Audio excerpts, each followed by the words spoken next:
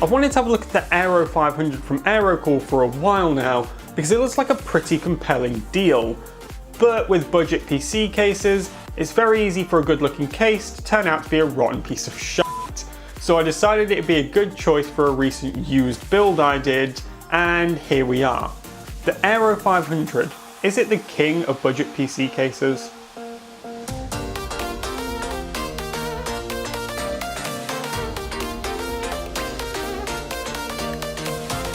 Hey everyone, welcome back to Jaeger Tech. The Aero 500 is an ATX mid-tower case that comes in at £32 for the black windowed version and £35 for the white windowed version right now on Amazon. And this puts it in the low end of PC cases, but as we'll see later, it packs in a lot of fantastic features for this price category. We'll start with the unboxing and first impressions of the case. The packaging was okay, except I do have one gripe.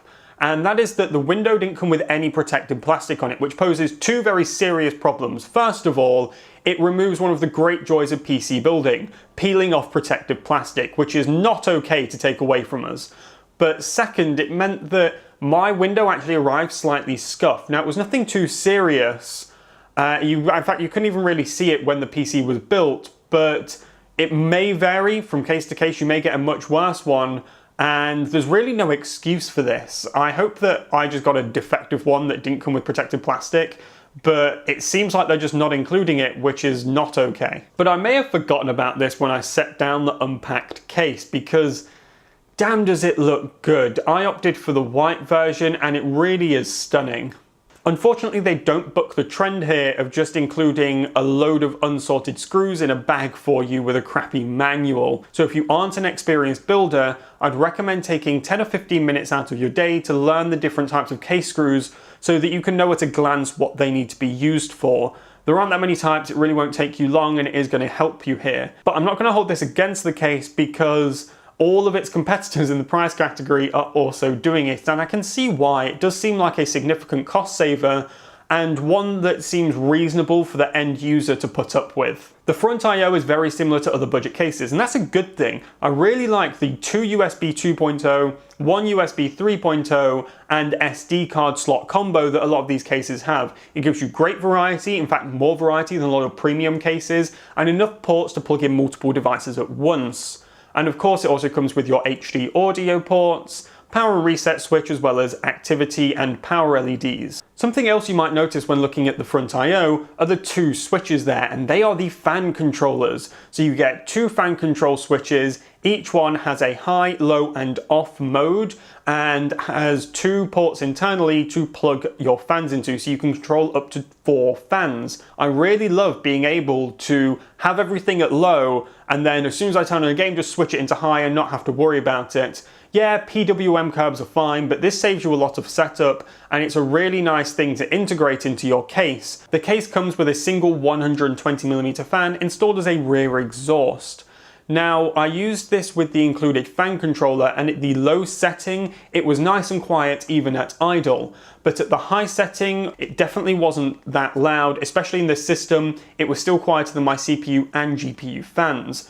And it maintained a good amount of airflow, unlike some other budget case offerings. So good marks here. For additional fans, you can install up to 2 120mm in the front and 2 in the top. You don't have any support for 140mm fans, but this really isn't a problem and it's not something I am bothered giving up, especially if it means keeping costs down. The front fan's installed with long fan screws, sort of things you would get with radiators, which is a little odd, but it actually works quite well, so I'm not going to complain about it, and you do get all of the screws you'll need for 2 fans. What was really nice to see was the inclusion of good fan filters. The front panel pops off by pulling on the bottom of it nice and easily, and it reveals a fabric fan filter that's going to do a great job of filtering your intakes, and it's still relatively easy to remove for cleaning. Now the top has a magnetic fan filter. Magnetic? That is a premium feature included on this case. It is so easy to take off and clean, and even if you're not using intakes there, it helps stop dust settle in your case by falling through the top. It really blew me away seeing this on the case. So fantastic marks here. Another great feature is the compatibility for water coolers. So the top of the case is extra deep to accommodate radiators and fans without it interfering with your motherboard, allowing you to install an up to 240mm radiator in the top and a 120mm radiator in the rear, allowing for some really high-end hardware configurations because it means your CPU and GPU can be simultaneously cooled by all-in-one coolers. Again, really great feature to have on a budget case. They really put a lot of thought into this when they were designing it. Here comes what is legitimately my biggest problem with this case though, and that is that it only supports up to 155mm tall air coolers. So that means that although most 92mm fan coolers will fit, a lot of 120mm fan coolers will not fit. Some will, so you'll have to check compatibility with the cooler that you intend to use, but most will not. And I get that AIO is becoming really popular, and if you intend to use one in this case, it will work great, by the way. But if they'd have just increased the width of this case by 1 centimeter, it would have meant that almost any 120mm fan cooler would have fit nicely. So it's not the end of the world. You will have to put a little bit more thought into choosing what cooler you intend to use, but it is still annoying. The hard drive cage has 3 sleds for 3.5-inch drives, and whereas they aren't the most secure sleds I've ever used, they do have holes to screw in the drive, and once screwed in, it is extremely secure, so at least you have that option. It also has screw holes for 2.5-inch drives should you need more mounting points for those. There is a dedicated 2.5-inch drive mount on the back of the motherboard tray, which would be great for your SSD, although I did have to bend the mounting points outwards before I could use it. And there is an additional 3.5-inch and an additional 2.5-inch drive mount underneath the external 5.25-inch bays. Nice to include this. This gives you up to 4 3.5-inch drives and 2 2.5-inch drives simultaneously. And those 2 5.25-inch bays, these are dying out on modern cases, but I do still like to see them, and I think they did an interesting job of implementing them here.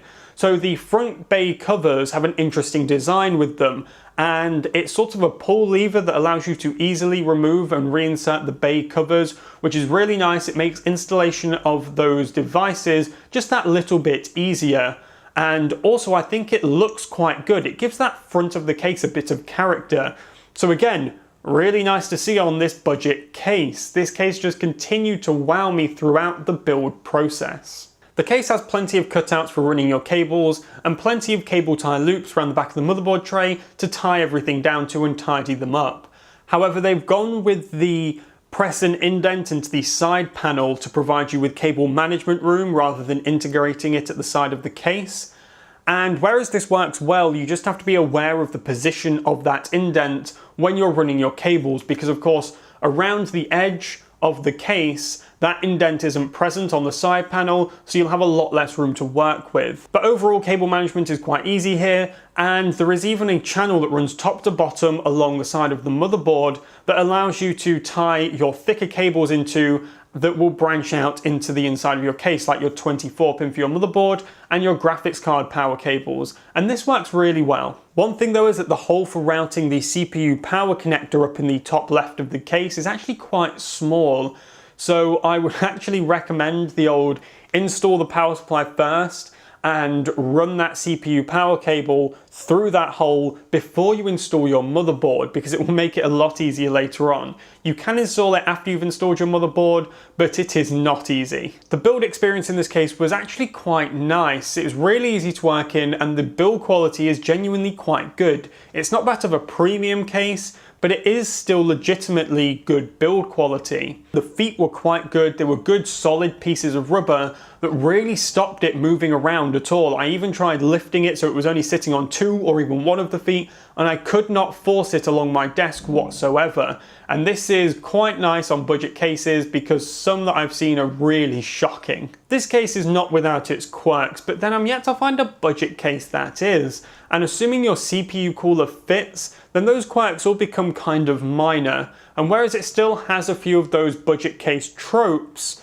it really does add some fantastic features that I absolutely did not expect. The build quality is really good, it's really great to work in, and not once was I frustrated by my choice to spend less money on this case over a more premium case. So whereas it may not be the best budget case, that case may still be out there somewhere waiting for me to review it, it's definitely one of my favorites now, and I will highly recommend it to you, and I will definitely be using it again sometime. I think that's it for this review, everyone. Thank you all very much for watching, and let me know down in the comments what you think of this case, and if you have any recommendations for budget cases I should check out next. After that, be sure to check out my channel to have a look at some of my other tech videos, where you can also see the build I did in this case, so be sure to check that out. Other than that, rate this video to tell me what you thought about it, and consider subscribing for more videos in the future. But this has been Frank Jaeger with Jaeger Tech. Have a good one.